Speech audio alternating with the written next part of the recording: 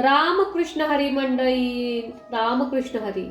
नमस्कार मित्रांनो, आज आहे मौनी अमावस्या. मौनी अमावस्या म्हणजे काय? तर या पवित्र भूमीवर जेव्हा काळ स्वतः शांत होतो, शब्द ही जणू मौन धारण करतात आणि मनुष्य आपल्या अंतरात्म्याशी संवाद साधतो, तेव्हा ती रात्र म्हणजे मौनी अमावस्या.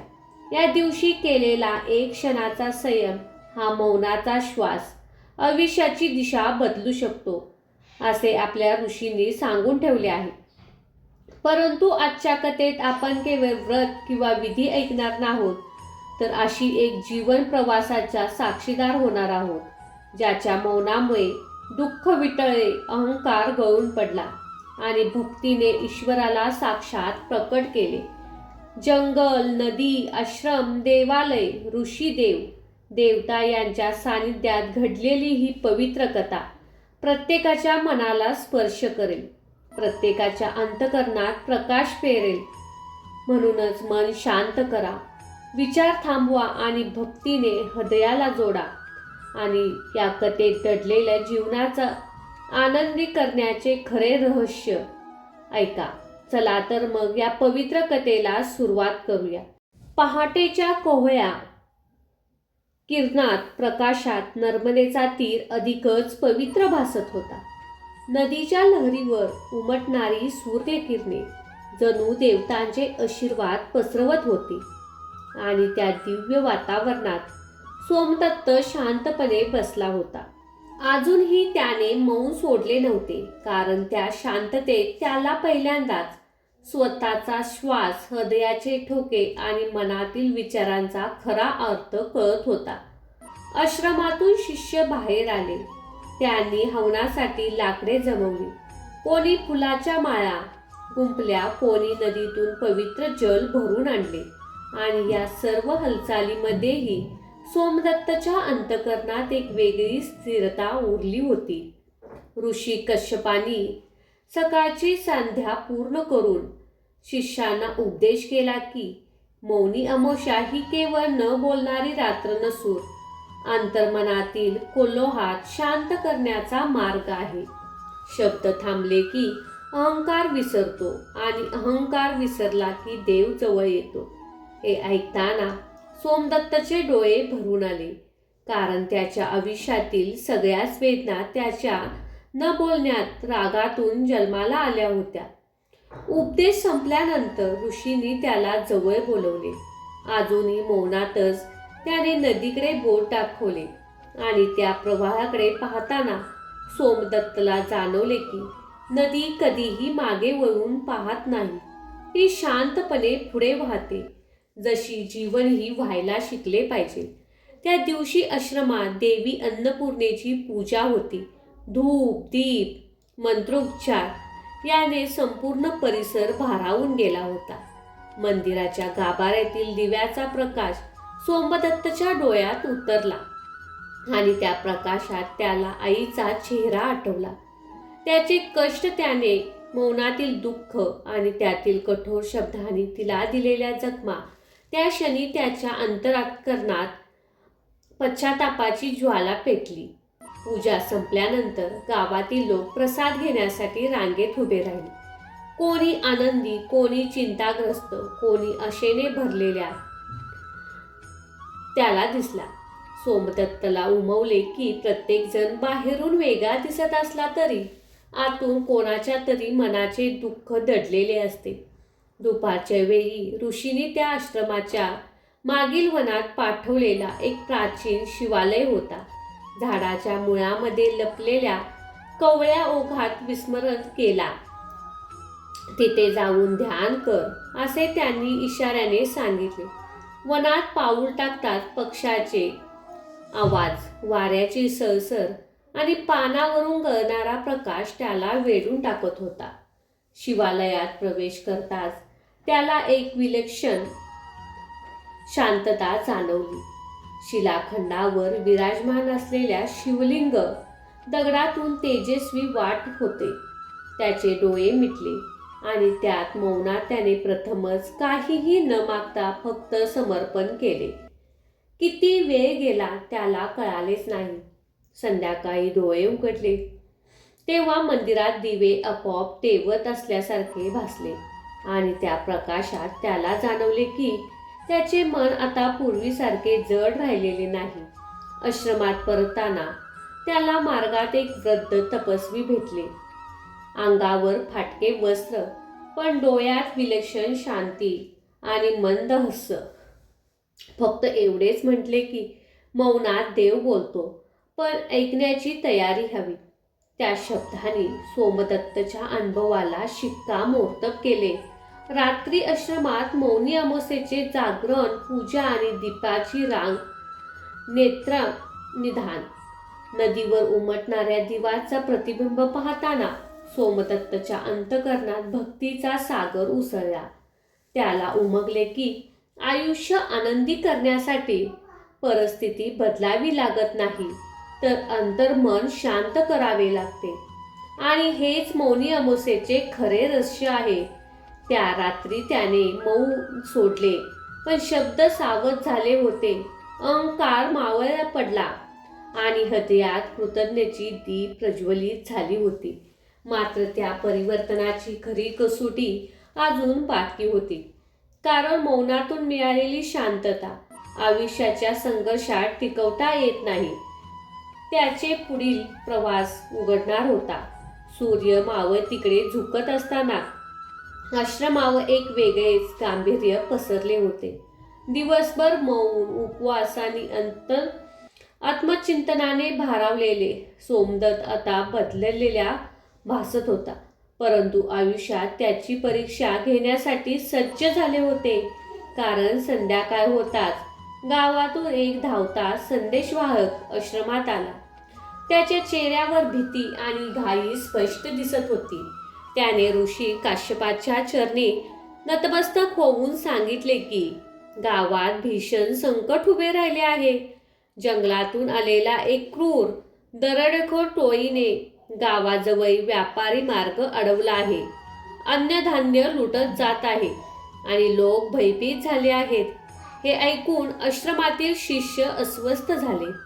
कोणाच्या मनात राग, कोणाच्या मनात भीती, तर कोणाच्या मनात प्रतिक्रियाची ज्वाला पेटली. सोमदत्तही ते ऐकत होता. त्याच्या छातीत जुना राग डोके वर काढू लागला.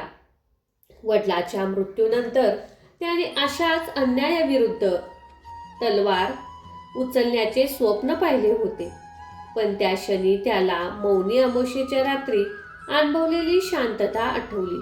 शब्द न बोलता विचारांना थांबवण्याचा तो प्रयत्न करू लागला. ऋषी काश्यपानी सर्वांना शांत केले आणि सांगितले की संकटावर केवळ बळाने मात होत नाही, विवेक आणि संयमी तितकाच अवश्य असतात. त्यांनी सोमदत्तकडे पाहून त्यांना वनातील शिवालयाकडे पुन्हा जाण्याची सूचना केली व त्यांनी ध्यानासाठी नव्हे तर स्वतःचा निर्णय शोधण्यासाठी सोमदत्ताचे मस्तक झुकवले आणि एकटा वनमार्गाने निघाला.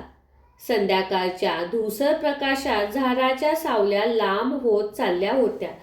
प्रत्येक पावलासोबत त्याच्या मनात द्वैत्व सुरू होते.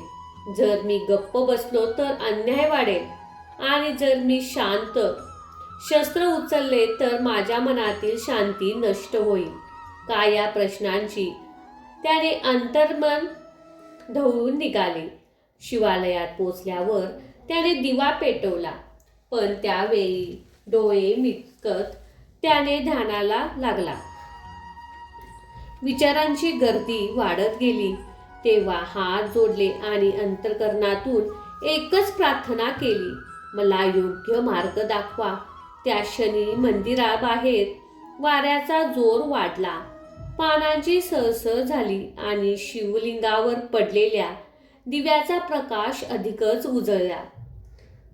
त्या उजेडात त्याला जाणवले की मौन म्हणजे पलायन नाही, तर योग्य योग्य कृती करण्याची ताकद आहे.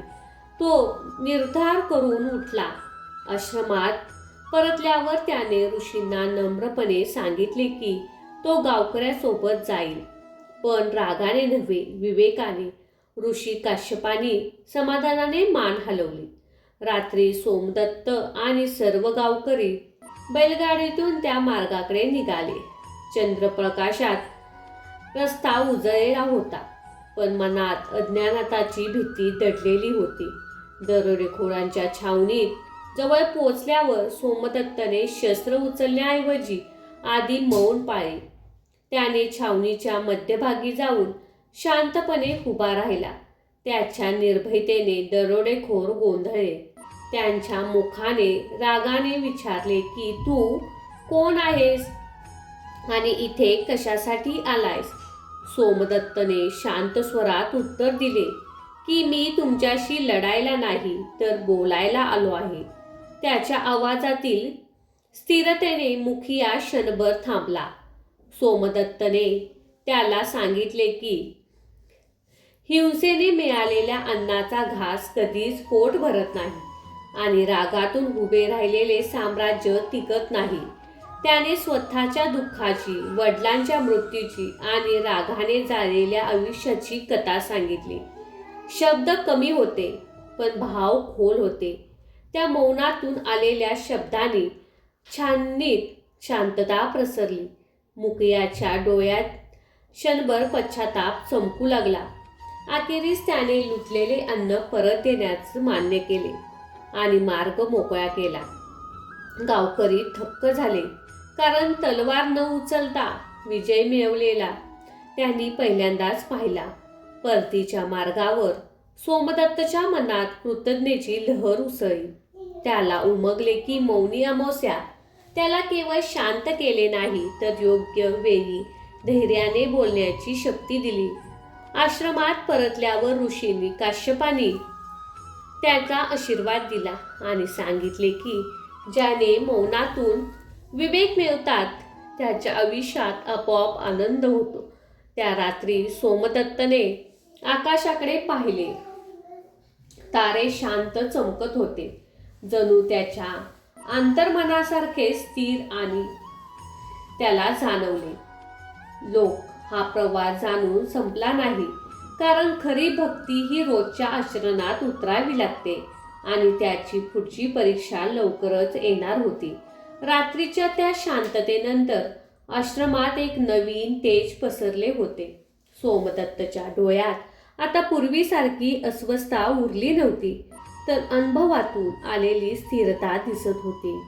सकाळी नर्मदेच्या तीरावर स्नान करताना त्याने पहिल्यांदाच पाण्याशी मौनाने संवाद साधला. प्रवाह जसा अडथळ्यांना वळसा घालून पुढे जातो, तसेच आयुष्यालाही मार्ग काढत पुढे जायचे असते, हे त्याला उमगले. आश्रमात परतल्यावर ऋषी कश्यपानी सर्व शिष्यांना एकत्र बोलावले आणि सांगितले की सोमदत्तच्या जीवनातील परिवर्तन हे केवळ त्याचे वैयक्तिक नाही, तर समाजासाठी एक संदेश आहे. म्हणूनच त्याला आता पुढील प्रवासाला पाठवणे आवश्यक आहे. म्हणून त्याला आता पुढील प्रवास करण्यासाठी मनात उत्सुकता होती, थोडी भीतीही होती. ऋषींनी त्याला सांगितले की जवळच्या पर्वतरांगेत एक प्राचीन देवीचे मंदिर आहे. अनेक वर्षापासून योग्य विधी झालेले नाहीत. त्या प्रदेशात दुष्काळाची छाया आहे. मौनी अमावस्येच्या आशीर्वादाने मिळालेला विवेक घेऊन तिथे जाऊन देवीची उपासना कर आणि लोकांना योग्य मार्ग दाखव, असा ऋषींचा आदेश होता. सोमदत्तने मस्तक झुकवले आणि आज्ञा स्वीकारली. प्रवासासाठी त्याने साधे वस्त्र, थोडे अन्नधान्य आणि मनात अढळ श्रद्धा घातली. वनमार्गाने जाताना त्याला विविध तपस्वी, भिल्ल, साधक भेटत गेले. कोणी त्याला आदराने पाहिले, कोणी संशयाने, पण त्याने कोणाकडेही कटू शब्द न बोलता शांतपणे उत्तर दिले. या प्रवासात त्याला जाणवले की मौन हे केवळ शब्दाचे नसून मनाचे असते. पर्वताच्या पायथ्याशी पोचल्यावर त्याला एक लहानसं गाव दिसलं. मातीची घरे, कोरडी विहीर आणि लोकांच्या चेहऱ्यावरील थकवा स्पष्ट जाणवत होता. गावकऱ्यांनी सांगितले की देवीचा कोप झाल्यामुळे पावसाने पाठ फिरवली आहे. अनेकांनी आशा सोडली आहे. सोमदत्तने त्यांना एकत्र केले आणि सांगितले की देवीचा कोप करत नाही, माणूसच आपले कर्तव्य विसरतो आणि त्या सर्वांना मौन व्रतासह उपासना करण्याचा सल्ला दिला. सुरुवातीला लोक संशयक होते, पण त्याच्या डोळ्यातील कृतज्ञता पाहून आणि विश्वास पाहून ते तयार झाले. मंदिराकडे जाणारा काटेरी झुडपाने व्यापलेला मार्ग सर्वांनी मिळून साफ केला. मंदिरात प्रवेश करतात सोमदत्तच्या अंगावर शहारे आले. दगडातून कोरलेली देवीची मूर्ती, त्याच्या नेत्रातील गूढ तेज, त्या सभोवतालचे नीरव शांतता वातावरण त्याला अंतर्मुख करत होते. त्याने मौनी अमावस्येची विधीपूर्वक उपासना म्हणून आणि ध्यान करून सर्व गावकरी त्याच्यासोबत सहभागी झाले. पहिल्याच दिवशी काही तर घडलेच नाही. दुसऱ्या दिवशीही आकाश कोरडेच होते. लोकांच्या मनात शंका वाढू लागली, पण सोमदत्ताने त्याचा धीर दिला आणि सांगितले की श्रद्धेची परीक्षा ही वेळ घेते. तिसऱ्या दिवशी संध्याकाळी आकाशात ढगांची हलकी गर्दी जमू लागली. वाऱ्याची दिशा बदलली आणि मंदिरात दीप आपोआप अधिकच तेजस्वी भासू लागला. त्या रात्री सोमदत्तला स्वप्नात देवीने दर्शन दिले. तिने सांगितले की मौनात केलेली भक्ती माझ्यापर्यंत पोहोचली आहे, पण खरी रूपा तेव्हाच होईल जेव्हा मनुष्य अहंकार सोडतो. सकाळी डोळे उघडताच पावसाचा पहिला थेंब त्याच्या कपाळाला स्पर्श केला. क्षणातच मुसळधार पाऊस सुरू झाला. गावकरी आनंदाने जल्लोष करू लागले.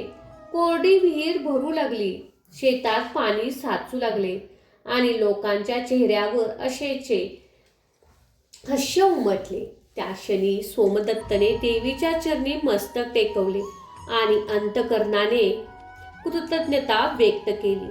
त्याला उमगले की मौनी अमावस्या केवळ एक दिवसाची साधना नाही, तर जीवनभर जपणारा संस्कार आहे. काही दिवसांनी तो गावातून निघणार. तेव्हा लोकांनी त्याला देवदूतासारखा निरोप दिला, पण त्याने स्वतःला साधा सेवकच मानले. पुढील प्रवासात त्याला अजून कितीही तरी लोकांचे दुःख, श्रद्धा आणि परीक्षा भेटणार होत्या आणि त्या प्रत्येक ठिकाणी मौनातून आलेले विवेकच त्याला खरे शस्त्र ठरवणार होता. हे त्याच्या मनात आता ठामपणे रुजले होते. देवीची कृपेनंतर पर्वतीय गाव मागे टाकत तो सोमदत्त पुन्हा एकदा प्रवासाला निघाला. पावसाने धुतलेले धरती, ओलसर वारा आणि नव्या अंकुराने त्याच्या मनावर नवीन चैतन्य दिले होते. पण या साधनाबरोबरच त्याच्या अंतःकरणात एक सूक्ष्म प्रश्न उभा राहू लागला. ही कृपा माझ्यामुळे झाली की देवीच्या इच्छेने? या प्रश्नाचे उत्तर शोधत तो पुढे चालत राहिला. काही दिवसांनी प्रवासानंतर तो एक विशाल नदीच्या काठी पोचला. ही नदी नर्मदेपेक्षा अधिक रुंद आणि गंभीर भासत होती. काठावर एक भव्य राजवाडा आणि समोरच प्राचीन देवालय होते. या प्रदेशाचा राजा यशोधर राज्य करत होता. पराक्रमी, न्यायप्रिय आणि अलीकडेच त्याच्या मनाची अस्थिरता निर्माण झाली होती. राजवाड्यात वैभव होते, पण राजाच्या डोळ्यात शांती नव्हती. सोमदत्त नदीकाठी विश्रांती घेत असताना राजाचे सैनिक त्याच्या जवळ आले. त्यांनी त्याला दरबारात नेले, कारण मौनातून गावात पाऊस पडणाऱ्या साधकाची कथा त्या प्रदेशातील पोचली होती. दरबारात सोन्याचे खांब, रेशमी वस्त्रे, सुगंधी धूप अजूनही सोमदत्तला एक अदृश्य रिकामे पण जाणवले. राजाने त्याला सन्मानाने बसवले आणि विचारले की तुझ्या साधनाचे रहस्य काय आहे? सोमदत्तने नम्रपणे उत्तर दिले की रहस्य काहीच नाही, मौनात स्वतःला पाहण्यासाठी तयारी हेच सर्वात मोठे साधन आहे. हे ऐकून राजा क्षणभर शांत झाला. पण लगेचच त्याने आपले दुःख उघड केले. माझ्याकडे राज्य आहे, संपत्ती आहे, प्रजा आहे, पण मन अस्थिर आहे. रात्रभर झोप लागत नाही. निर्णय घेण्याची भीती वाटते. याचे कारण काय? सोमदत्तने त्याच्याकडे पाहून सांगितले की बाहेरचा आवाज जितका वाढतो तितकाच आतला आवाज ऐकू येत नाही. राजाने त्या शब्दाचा अर्थ जाणून घेण्याची इच्छा व्यक्त केली. तेव्हा सोमदत्तने त्याला मौनी अवस्थेत किंवा मौनी अमावस्येच्या दिवशी नदीकाठी मौन व्रत करण्याचा सल्ला दिला. राजदरबारातील काही जणांनी याला विरोध केला, कारण राजाने मौन पाळणे म्हणजे दुर्बलतेचे लक्षण समजले जात होते. पण राजा यशोधराने त्या दिवशी सर्वांना दूर पाठवले आणि नदीकाठी एकटाच बसला. सुरुवातीला त्याला अवस्थेत जाणवली. स्वतः शत्रू भयभीत या विचाराने मन भारावून गेले. पण हळूहळू नदीच्या प्रवाहासोबत त्याचे श्वास स्थिर होऊ लागला. मौनात त्याला उमगले की अनेक निर्णय त्याने भीतीपोटी घेतले होते, न्यायापोटी नव्हे. त्या रात्री त्याच्या मनातील ओझे हलके झाले. सकाळी तो सोमदत्तकडे आला आणि डोळ्यात कृतज्ञता होती. त्याने सांगितले की आज पहिल्यांदाच मला राजा नसून माणूस असल्याची जाणीव झाली. राजाने त्याला संपत्ती देण्याची इच्छा व्यक्त केली, पण सोमदत्तने ती नाकारली आणि सांगितले की मौनातून मिळालेला आनंद विकत घेता येत नाही. मात्र राजाने एक वचन दिले की जोपर्यंत राजकारभार करताना प्रत्येक निर्णयापूर्वी काही क्षण मौन धरून केले पाहिजे. सोमदत्तने देवालयात जाऊन शिवाच्या चरणी नतमस्तक झाले आणि त्या शांत गाभाऱ्यात त्याला जाणवले की अहंकाराची छाया त्याच्याही मनात डोकावत होती. लोकांनी दिलेला मान, झालेली चमत्कारिक चर्चा या सगळ्यापासून स्वतःला दूर ठेवणे हीच खरी परीक्षा आहे. त्या दिवशी त्याने स्वतःशी ठरवले की मी केवळ साधक राहीन, मार्ग दाखवणारा, फक्त केंद्रस्थानी कधीच राहणार नाही. राजवाड्यापासून दूर जाताना त्याने नदीकडे शेवटचा कटाक्ष टाकला. प्रवाह अजूनही शांतपणे पुढे जात होता. कोणतीही स्तुती न मागता, कोणताही गर्व न बाळगता. सोमदत्तला उमगले की मौनी अमावस्येचा खरा अर्थ हाच आहे, कर्म करत राहणे आणि अहंकाराला मौनात ठेवणे. पुढील प्रवासात त्याला अजून एक मोठी परीक्षेला सामोरे जाणार होता, जिथे मौन आणि भक्ती यांच्यातील सीमारेषा अधिक सूक्ष्म होती आणि त्या परीक्षेत तो स्वतः किती ओळखतो हे ठरणार होते. राजवाड्यात प्रदेश मागे पडत होता. सोमदत्त पुढे वनमार्गावर आला. यावेळी त्याच्या पावलांचा थकवा नव्हता, पण मनात सूक्ष्म जागरूकता होती, कारण राजवाड्याकडून मिळालेला सन्मान, लोकांच्या नजरा आणि स्तुतीची कुजबूज त्याला सावध करत होती. अहंकार हळूहळू डोकावत होता. तेव्हा साधकाची खरी कसोटी सुरू होते हे त्याला कळून चुकले होते. काही दिवसांच्या प्रवासानंतर तो एकटाच घनदाट अरण्यात पोचला, जिथे सूर्यप्रकाश जमिनीपर्यंत पोचायला कचरायचा. उंच वृक्षात गुंतलेल्या वेली आणि सतत ऐकू येणारा अज्ञात जीवांचा आवाज या सगळ्यांनी वातावरण रहस्यमय केले होते. या अरण्यात मध्यभागी एक प्राचीन तपोवन होते, जिथे अनेक ऋषी वर्षानुवर्ष तपश्चर्या करत होते. या तपोवनात प्रवेश करतात सोमदत्तला एक वेगळीच ऊर्जा जाणवली. जणू प्रत्येक झाड, प्रत्येक दगड काहीतरी सांगू पाहत होता. तपोवनातील मुख्य ऋषी गौतम वृद्ध होते. देह कृश होता, डोळ्यात विलक्षण तेज होते. त्यांनी सोमदत्तकडे पाहिले, त्यांचे स्वागत केले आणि सांगितले की तुझ्या मौन साधनेची कीर्ती इथपर्यंत पोचली आहे. पण कीर्ती हे साधकाचे मित्र नसून कधी कधी शत्रूही ठरते. हे ऐकून सोमदत्तचे मस्तक झुकले. ऋषींनी त्याला तपोवनात काही काळ राहण्यास सांगितले. इथे दिवस कठोर होते. पहाट, स्नान, ध्यान, वनातील काम आणि संध्याकाळी शस्त्र चर्चा या सगळ्या सोमदत्त रमला. पण इथेही एक परीक्षा त्याची वाट पाहत होती. तपोवनात एक तरुण शिष्य होता, नाव देवांश. तो अत्यंत बुद्धिमान आणि गर्विष्ठ होता.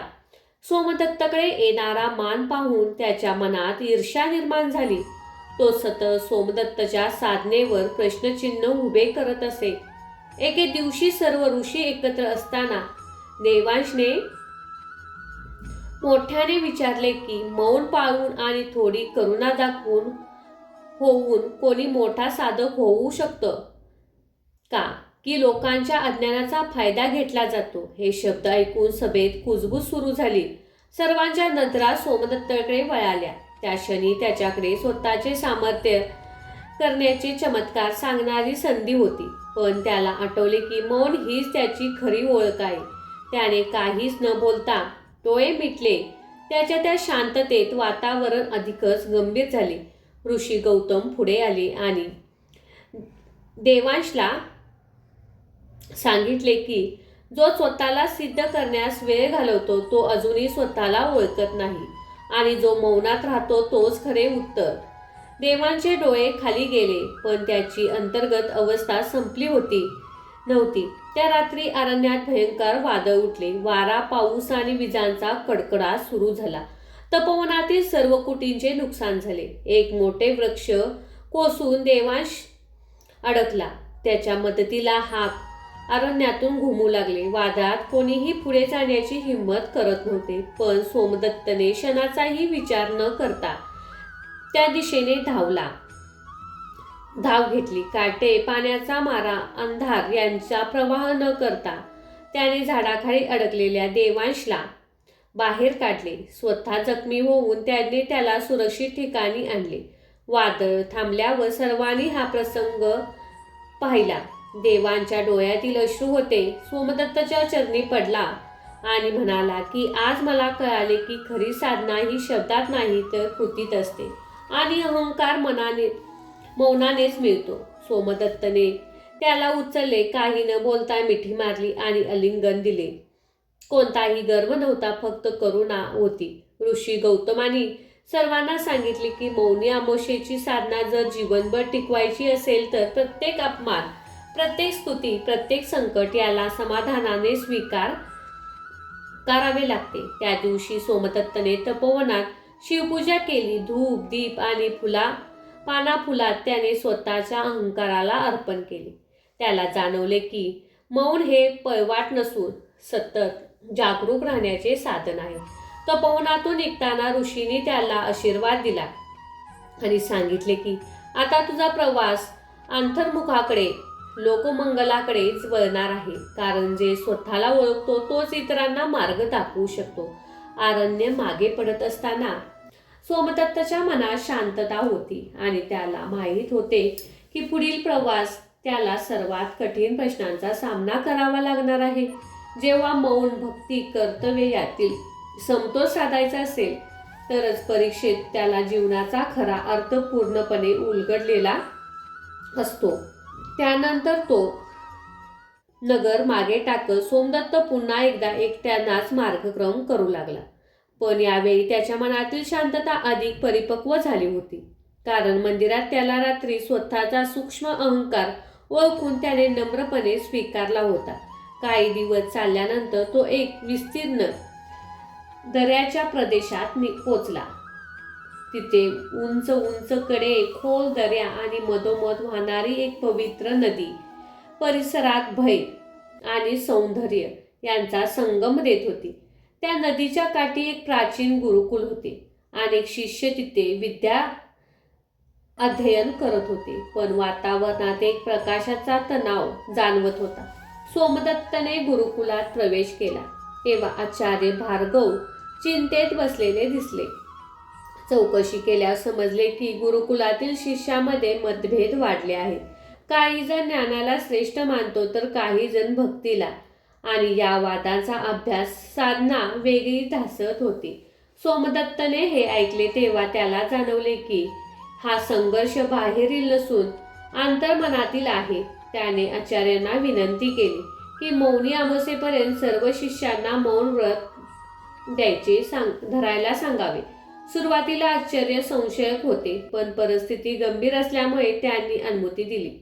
मौनी अमावास्येची रात्र जवळ आली तशी गुरुकुलात एक वेगळी शांतता पसरली. शिष्य बोलणे थांबून ध्यान, सेवा आणि अध्यात्मात मग्न झाले. पहिल्या दिवशी अनेकांची अस्वस्थता जाणवली, कारण मत मांडताना आलेला अहंकार दुखावला होता. पण हळूहळू त्या मौनात प्रत्येकाला स्वतःचे विचार स्पष्ट ऐकू येऊ लागले. नदीच्या काठी बसून ध्यान करताना सोमदत्त सर्वांना पाहत होता, पण कोठेतरी उद्देश करत नव्हता, कारण त्यांना माहिती आहे की खरे उत्तर शब्दातून नव्हे तर अनुभवातून येते. तिसऱ्या दिवशी संध्याकाळी गुरुकुलात सभागृहात सर्व शिष्य एकत्र बसले. आचार्य भार्गवांनी इशाऱ्याने मौन सोडण्याची परवानगी दिली आणि आश्चर्य म्हणजे कोणीही लगेच बोलले नाही. प्रत्येकाच्या डोळ्यात एक वेगळी नम्रता उतरली होती.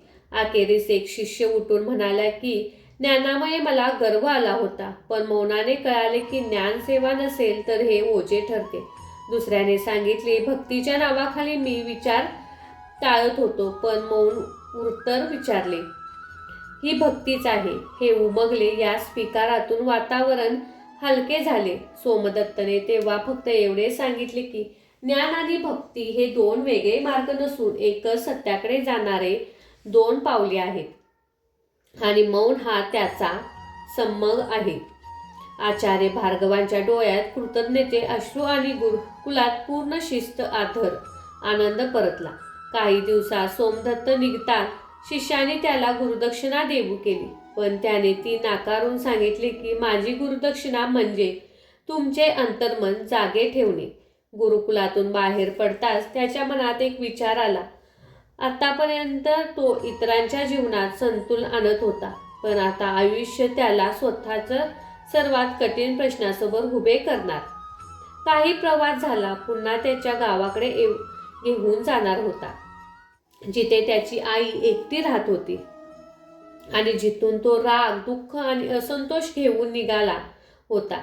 त्या विचाराने त्याचे हृदय दडपले, कारण साधक होणे सोपे असते, पण आतापर्यंत नम्र होणे सर्वात कठीण. मौनी अमावास्येला त्याला जागाशी वागायला शिकवले होते, पण आता प्रश्न होता, तो शिकवणीचा उपयोग स्वतःच्या घरात करू शकतो का?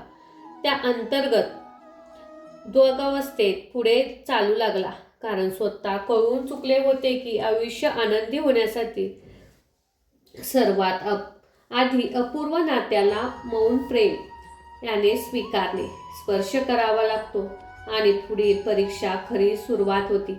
आई गावाकडे जाणार, तोच ओळखीचा पण विसरलेला मार्ग सोमदत्तच्या मनात अनेक आठवणी जागवत होता. लहानपणी बैलगाडीतून केलेला प्रवास, वडिलांचा कडक पण प्रेमळ आवाज आणि आईचे न बोलता केलेला त्याग, हे सर्व त्याच्या अंतःकरणात एका मागोमाग एक उलगडत होते. साधनेच्या प्रवासात त्याने कित्येक लोकांचे दुःख हलके होत केले, पण स्वतःच्या आईपासून तो पळत राहिला होता, कारण त्याच्या डोळ्यात पाहिणे म्हणजे स्वतःच्या चुका मागे होते. गावाच्या सीमेवर पोचता त्याला ओळखीची नदी दिसली, जिच्या काठावर तो बालपणी खेळायचा, पण आज ती नदी जणू गंभीर भासत होती. गावात प्रवेश करताच लोकांनी त्याला ओळखले. काहींनी आदराने नमस्कार केला तर काहींनी आश्चर्याने पाहिले, कारण रागीत उद्धत सोमदत्त आता शांत साधक म्हणून परतला होता.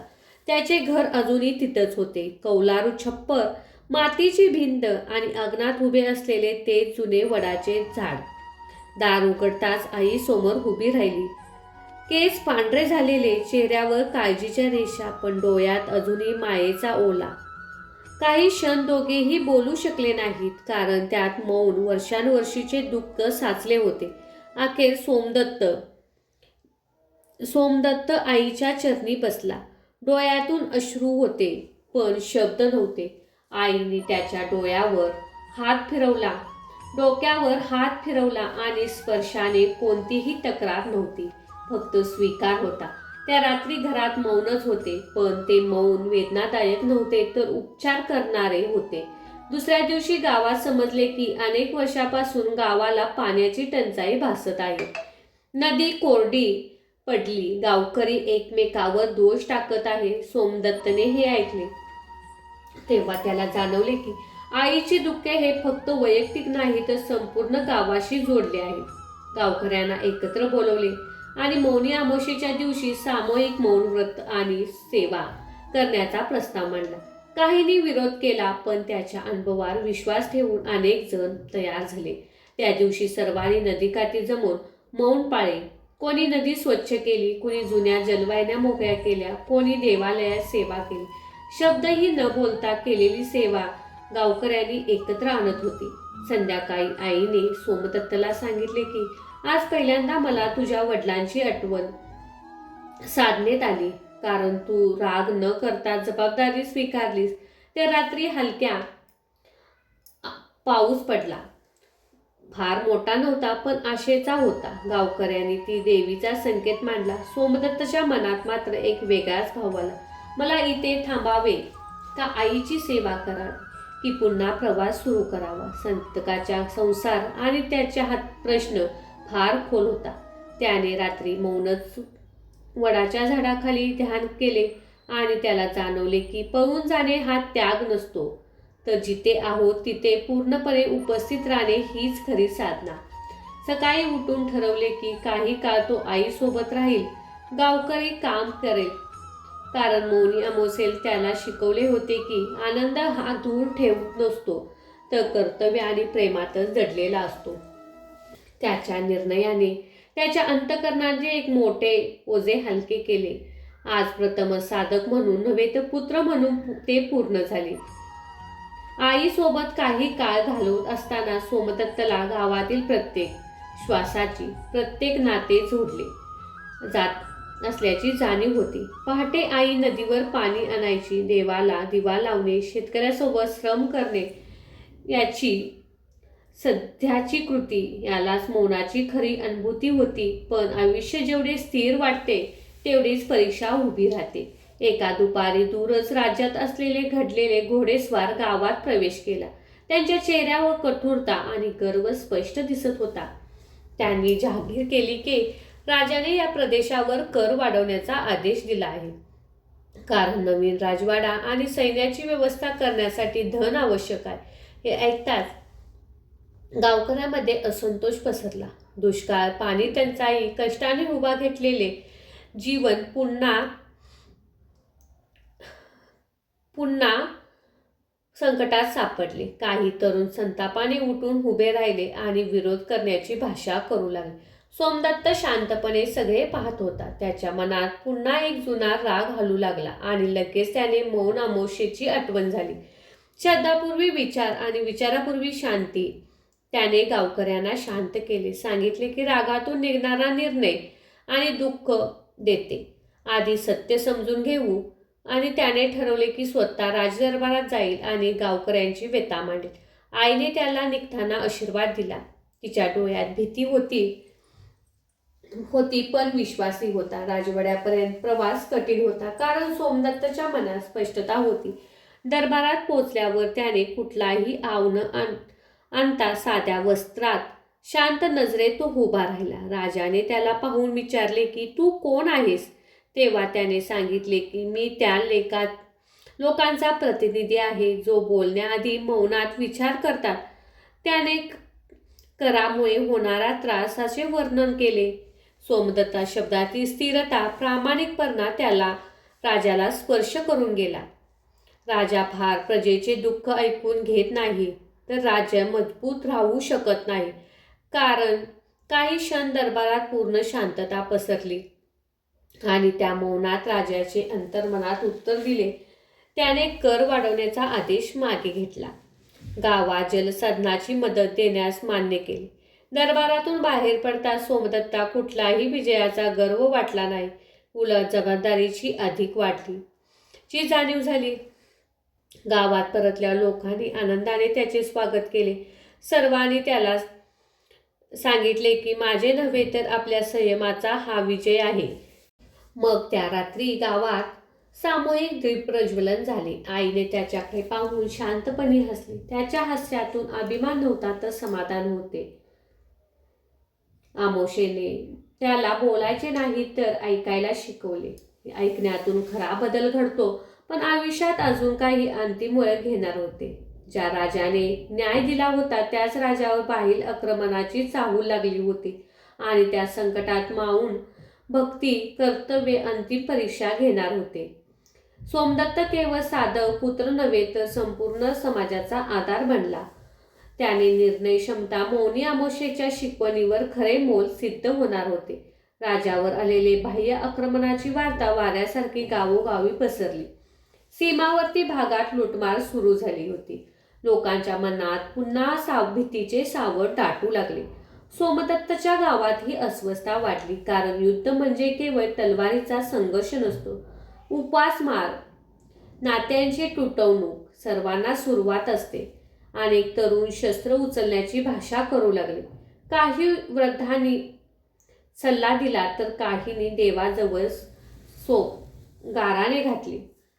गप्प राहणे योग्य मानले.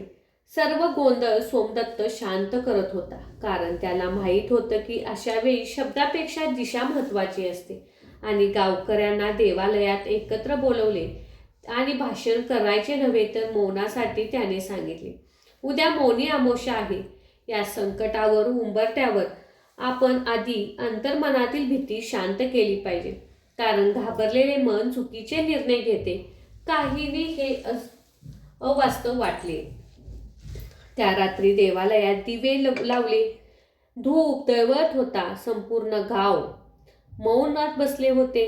अंधार, शांतता, विरोधाभास साधन सुरू होते. ध्यानात बसलेल्या सोमदत्तच्या मनात मात्र विचाराचे वादळ सुरू झाले. जर आक्रमण इथे आले तर मी काय करणार? लोकांचे प्राण वाचवण्यासाठी मौन पुरेसे ठरेल का? या प्रश्नाचे उत्तराची अवस्था केली. या भीतीकडे साक्षी भावाने पाहिले. त्याच्या मनात एक स्पष्ट विचार उमटला. मौन हे कृतीचे विरोध नाही तर कृतीला योग्य दिशा देणारा दीप आहे. पहाटे देवालयातील घंटा वाजली आणि लोकांचे डोळे उघडले. तेव्हा वातावरण बदलले होते. भीती कमी झाली होती आणि विचारात स्पष्टता आली होती. सोमदत्तने गावकऱ्यांना सांगितले की युद्धाला तोंड देण्यासाठी केवळ शस्त्र नव्हे तर एकता आवश्यक आहे. काही जण राजाच्या सैन्याला मदत करण्यासाठी जाणार, काही जण गावातील स्त्रिया मुलांना सुरक्षित व्यवस्था पाहणार, तर काही जण अन्नधान्य पाण्याचा सोय करणार. प्रत्येकाला आपली भूमिका स्पष्ट मिळाली, त्यामुळे गोंधळ कमी झाला. आईने सोमदत्तकडे पाहून विचारले, तू कुठून असणार? त्याने शांतपणे सांगितले की मी जिथे गरज असेल तिथे. काही दिवसांचा संघर्ष जवळ आला. दूरवर रणभीर. तो म्हणाला, जिथे गरज असेल तिथे मी असणार. काही दिवसात संघर्ष जवळ आला. दूरवर आवाज येऊ लागले. गावात अफरातफर नव्हती, तर प्रत्येकजण आपल्या कर्तव्यात गुंतला होता. एके दिवशी जखमी सैनिक एक तफा गावात आला. सोमदत्तने कोणताही भेदभाव न करता सेवा केली. पाणी दिले, जखमा भरल्या. काही सैनिक शत्रू पक्षातील होते, पण त्यांची त्याने सेवा केली. तर कोणी विचारली की तू शत्रूची सेवा का करतोस? तेव्हा त्याने उत्तर दिले की दुःखाला शत्रू नसतो. त्या रात्री युद्धाची दिशा बदलली. राजाचे सैन्य वाचरत ठरले, वरचढ चढले आणि आक्रमण मागे हटवले. गाव सुरक्षित राहिले. लोकांच्या चेहऱ्यावर सुटकेचं हास्य आले. सोमदत्तच्या मनात विजयाचा आनंद नव्हता तर एक खोल शांतता होती, कारण त्याला कळून चुकले होते की हिंसा टाळता आली नाही, याचा परिणाम कमी करता आला. मोठे यश आले होते. युद्ध संपल्यानंतर राजाने सोमदत्तला दरबारात आणण्याचे निमंत्रण दिले. त्यानंतर तो राजवाड्यात गेला. राजाने त्याचे आदर सत्कार करायचा ठरवला, पण त्याने तो स्वीकारला नाही, कारण त्याने मौनाकडे ध्यान केले होते. त्याला जाणवले की आता आपला प्रवास वेगळाच आहे. गाव सुरक्षित राहिले होते. लोकांच्या चेहऱ्यावर सुटकेचं हास्य होते. सोमदत्तच्या मनात विजयाचा आनंद होता. आता सत्ता आणि सन्मान याचा मार्ग पुन्हा अहंकाराकडे घेऊन जाऊ शकतो हे त्याला माहीत होते. त्या रात्री त्याने पुन्हा मौन धारण केले.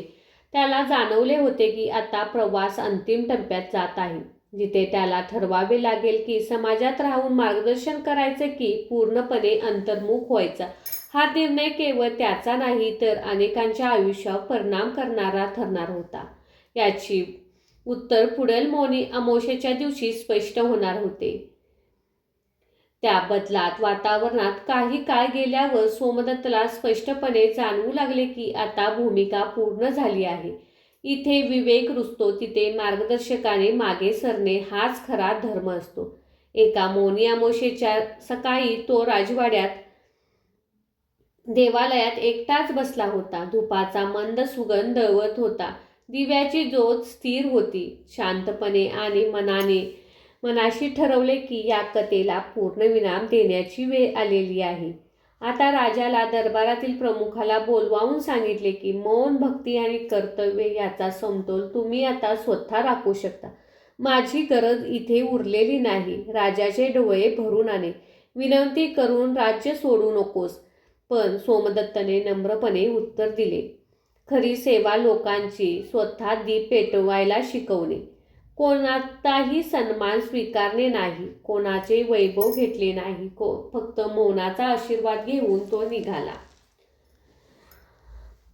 तसाच पूर्ण झाला. तो नदीचे स्नान केले, काठावर बसून डोळे मिटले, अंतःकरणात कृतज्ञता व्यक्त केली.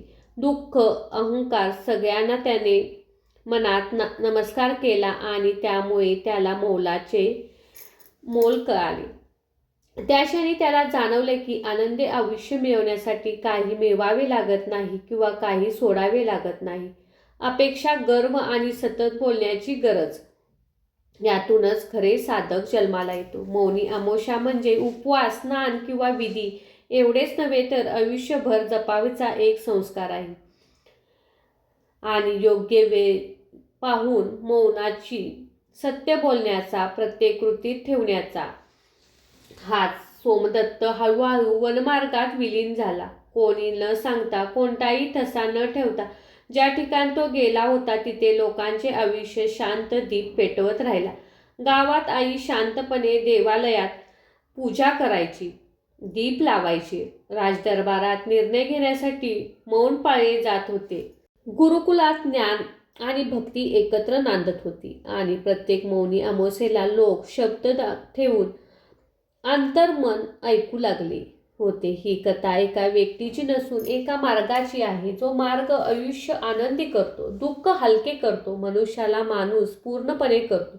या पवित्र कथेतून एकच सत्य बाहेर येते, ते म्हणजे मौनाला मित्र केले त्याच्या आयुष्यात कधी अंधकार टिकत नाही, कारण मौनात ईश्वर वास करतो आणि त्या मौनातून जीवनाचा खरा अर्थ प्रकट होतो.